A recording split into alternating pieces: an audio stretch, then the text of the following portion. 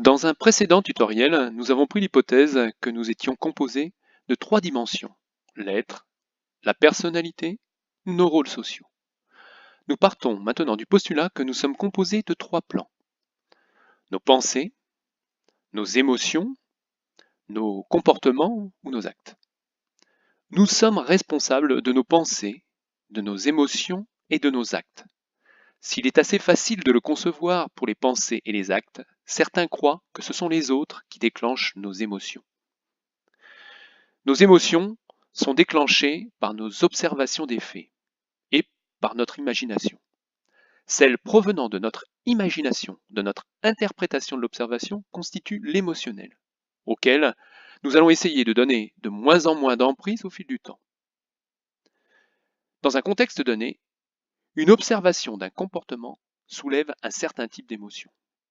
Dans un autre contexte, l'observation du même comportement soulève une autre émotion. Ceci prouve que l'émotion n'est pas due à notre interlocuteur et à son comportement, mais à notre perception contextuelle du comportement.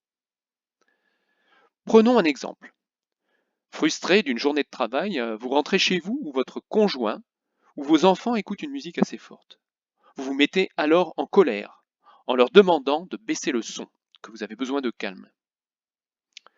Suite à une journée constituée d'une suite de bonnes nouvelles, vous rentrez chez vous où votre conjoint et vos enfants écoutent une musique assez forte. Vous avez le sourire, la musique vous enchante et vous dansez avec elle ou eux. Ne serait-ce pas plutôt vos états internes, vos besoins, qui déclenchent la qualité de vos émotions?